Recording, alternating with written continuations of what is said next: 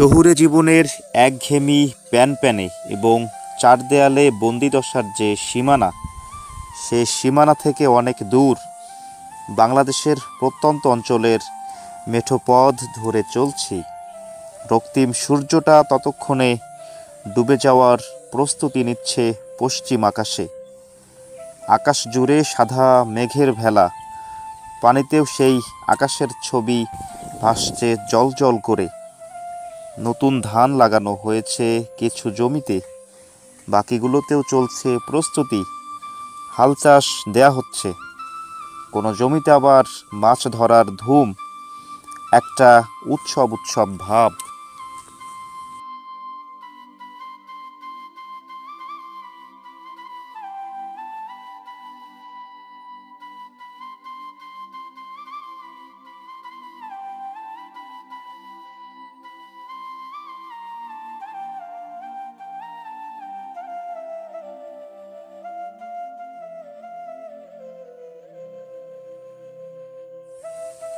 গ্রামের আঁকাবাঁকা মেঠো পথ ধরে আমরা এসে পৌঁছলাম বয়ে চলা এক শান্ত নদীর তীরে।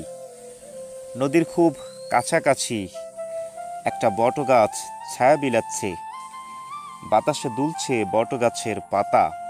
এ যেন এক অন্যরকম প্রশান্তি, যা ভাষায় প্রকাশ করা কঠিন।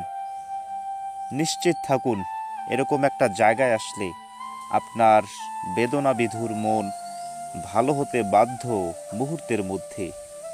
নেই কোনো কোলাহল, নেই যন্ত্রের মতো ছুটে চলা কিংবা যানবাহনের অযথা বিরক্তিকর হর্ন বাজানো। শুধু কানে আসবে কলকল ধ্বনিতে নদীর বয়ে চলার শব্দ, পাখিদের কিচিরমিচির গান আর বাতাসের ঢেউ খেলানো ছন্দ। বর্ষার পানিতে নদী ফুলে ফেপে হয়েছিল টইটুম্বুর। কয়েকদিনের ব্যবধানে পানি কমেছে অনেক। নদীর কোথাও বুক সমান পানি, কোথাও বা তার চেয়ে কিছুটা কম। এই পানিতে জেলেরা মাছ ধরছে নদীতে নেমে।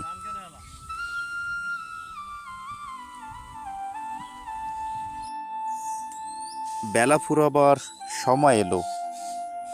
গধূলিবেলা প্রকৃতি যেন অন্যরকম একটা মায়া সৃষ্টি করেছে।